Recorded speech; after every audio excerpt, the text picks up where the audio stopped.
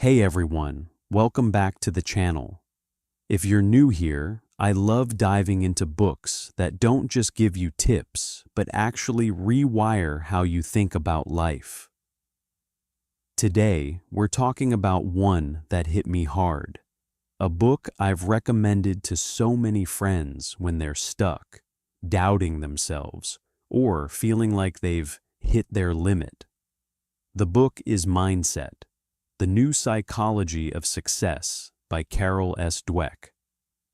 Carol's a Stanford psychologist who spent decades studying why some people bounce back from failure like it's no big deal, while others crumble. Why some kids, or adults, give up at the first sign of struggle, and others get fired up and keep going. I remember the first time I picked this up. I thought I was pretty motivated, but as I read, I started seeing myself in ways I didn't like. That voice in my head saying, I'm just not a math person, or I'm not creative enough for this project. Sound familiar? If you've ever felt like talent is something you're either born with or you're not, or if you've ever avoided a challenge because you were scared of looking dumb, this book is for you. Carol doesn't just theorize. She backs everything with real research, studies with kids, athletes, CEOs, even couples. And the core idea is simple but powerful. Your beliefs about your own abilities shape everything: your motivation, your resilience, your relationships, and ultimately, how far you go in life. She calls them two mindsets: the fixed mindset and the growth mindset. Let me break it down for you the way it felt when I first read it. Imagine you're at a crossroads. In one direction, everything is a test of whether you're good enough. Success means proving you're smart or talented. Failure? That's proof you're not. That's the fixed mindset talking. In the other direction, life is about learning and growing. Your abilities aren't set in stone. They're like muscles. You can build them with effort, good strategies, and help from others. Challenges aren't threats. They're opportunities. Setbacks aren't personal judgments. They're feedback. That's the growth mindset. Carol says the view you adopt for yourself profoundly affects the way you lead your life.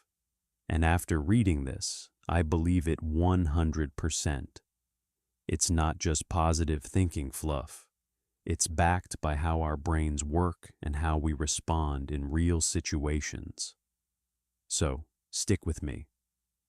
We're going to walk through the whole book together, chapter by chapter, with the biggest lessons pulled out. I'll share stories from the book, my own reflections, and practical ways you can start shifting your own mindset today. By the end, I hope you'll feel inspired to look at your own life differently. Let's dive in. Chapter 1. The Mindsets. Why do people differ?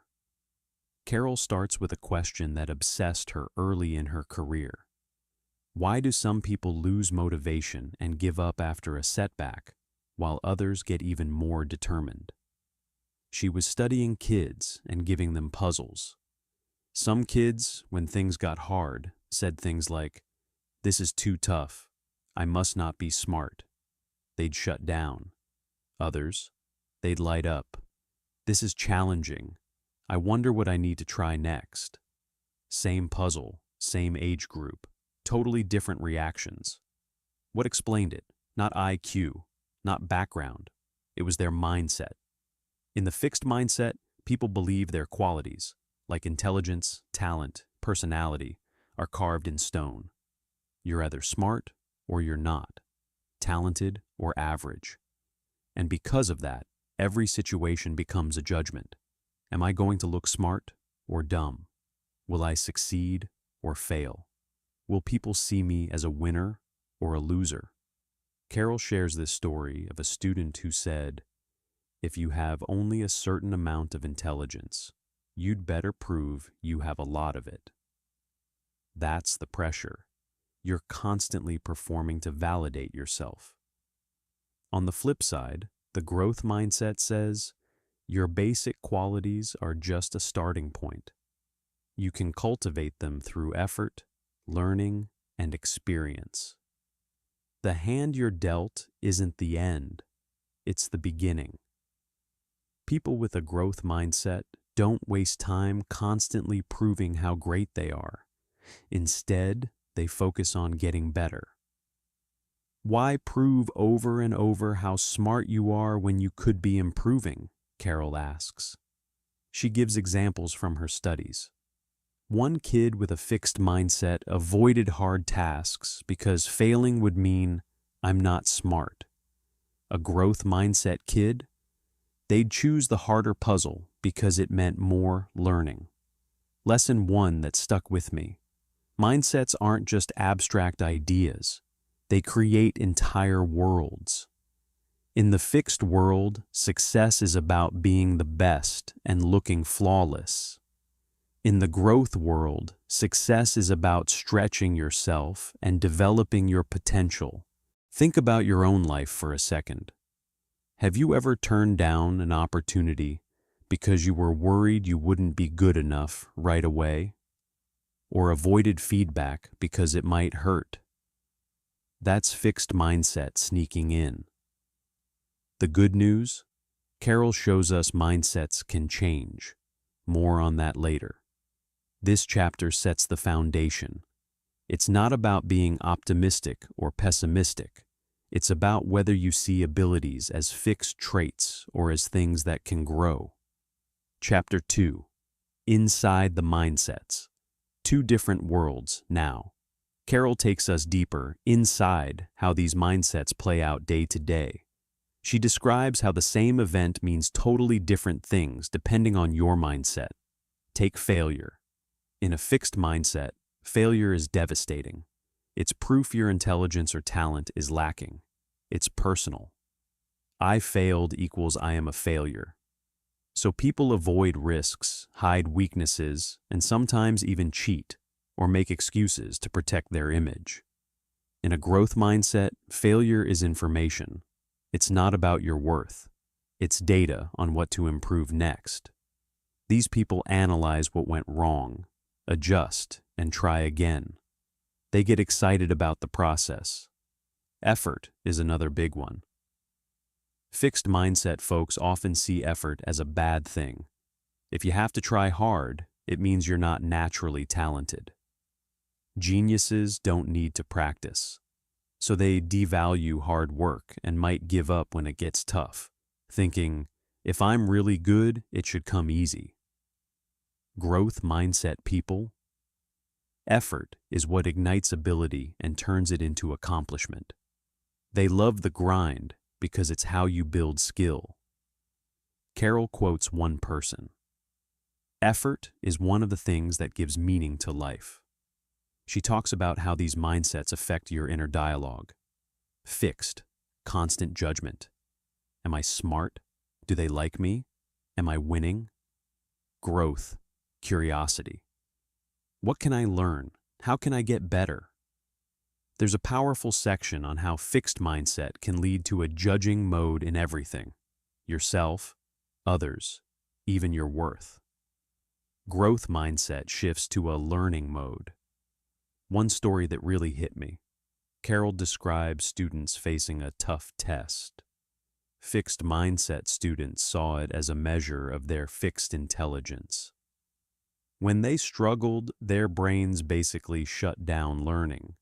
They weren't processing feedback.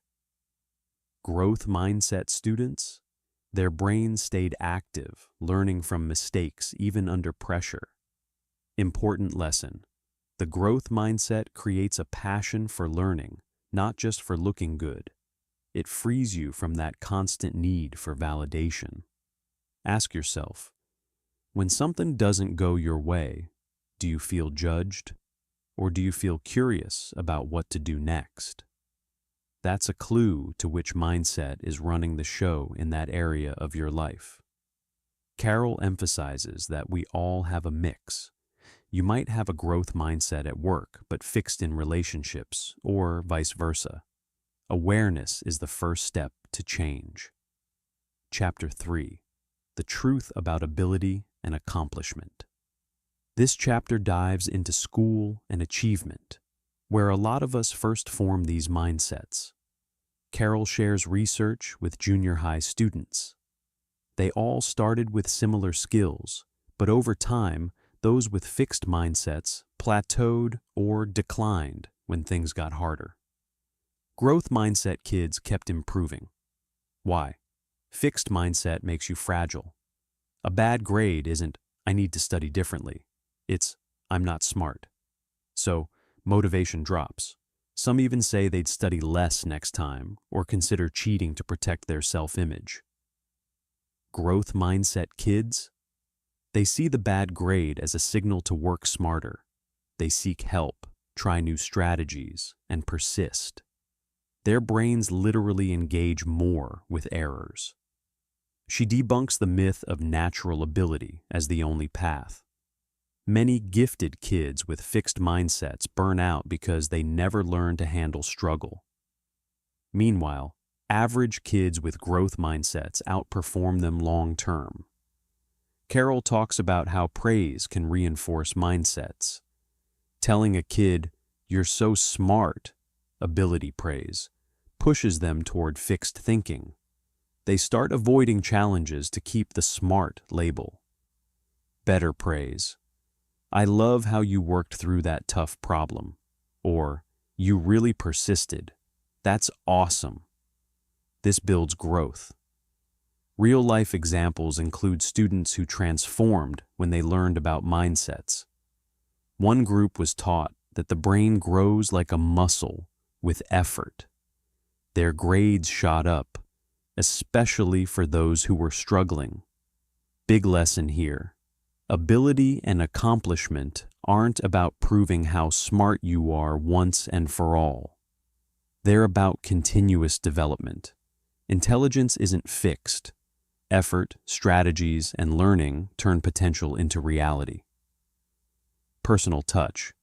I think back to school. How many of us were labeled gifted or not academic? Those labels can trap us if we buy into them.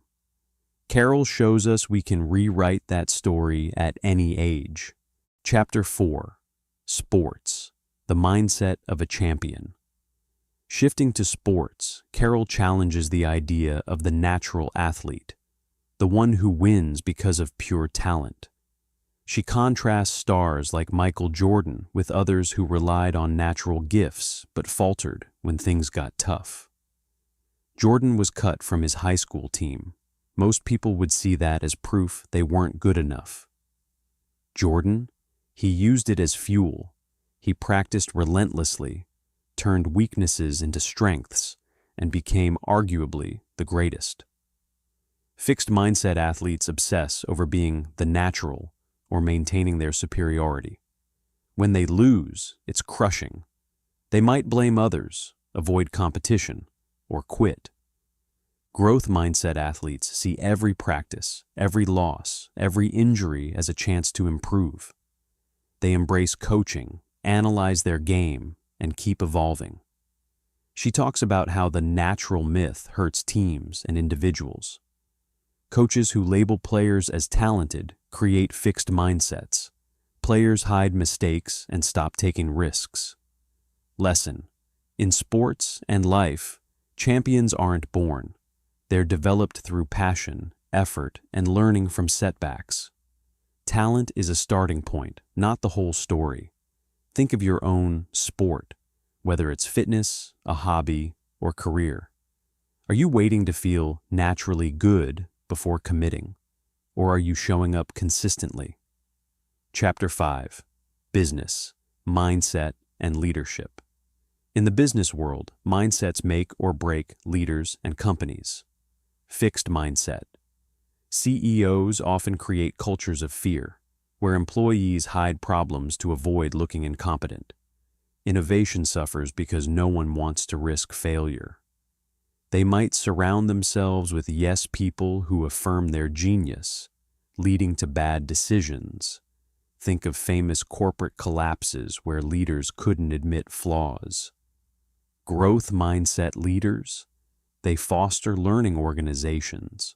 They admit mistakes, encourage feedback, reward effort and improvement, not just outcomes. They hire for potential and development, not just current shine. Carol shares examples of companies that shifted mindsets and turned around. Employees feel safer to innovate, collaborate, and grow. One key: in fixed cultures, brilliance is worshipped, leading to ego and stagnation. Growth cultures value the process of getting better.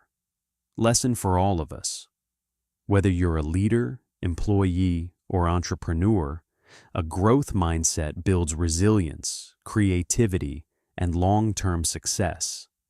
It turns "I can't" into "how can I learn this?" If you've ever worked in a toxic environment where mistakes were punished, you know how draining it is. Imagine the opposite, a place where learning is celebrated. That's possible when mindsets shift. Chapter 6: Relationships. Mindsets in love. This chapter was eye-opening for me personally. Mindsets affect our closest bonds. In fixed mindset relationships, partners see each other as fixed. Problems mean we're incompatible, or you're flawed and can't change. Conflict becomes proof the relationship is doomed. One partner might expect the other to be perfect or provide constant validation. They might think the ideal partner makes them feel flawless, like a god of a one-person religion. When reality hits, disappointment or blame follows. Growth mindset in love. Partners believe people can change and grow together. Conflicts are opportunities to understand each other better.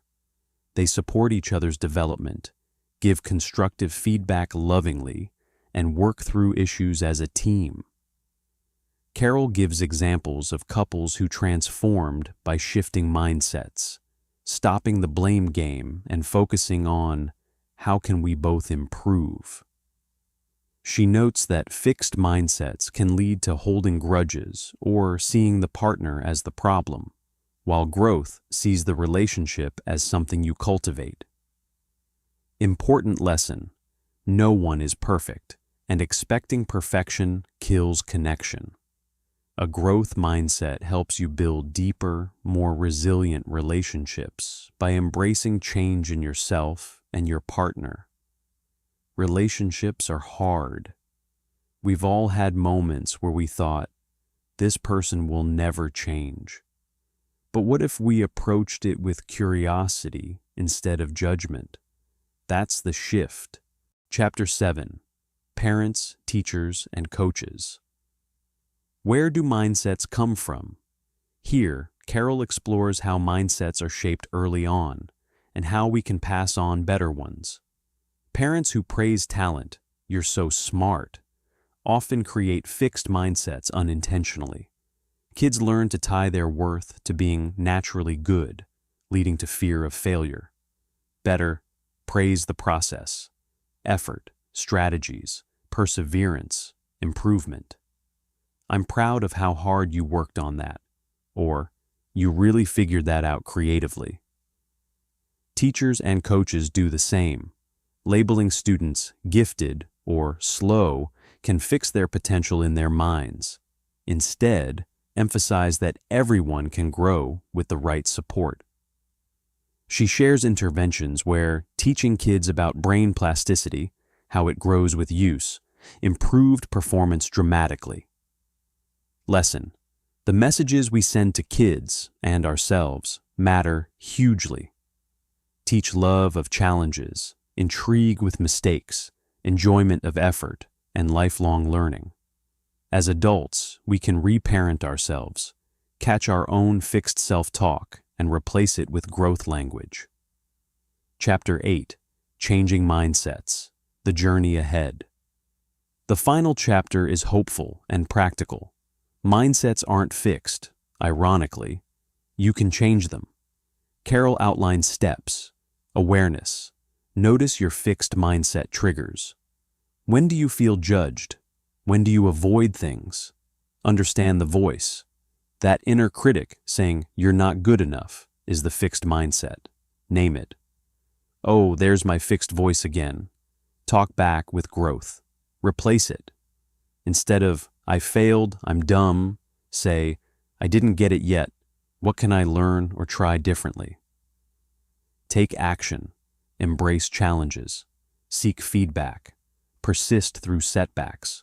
Celebrate effort and growth, not just outcomes. She shares real stories of people who transformed, students whose grades improved, athletes who came back stronger, professionals who innovated more. It's not overnight, but small shifts compound. Even learning about the mindset starts the change. Carol ends by reminding us, becoming is better than being. Life is about growth, not proving a static self.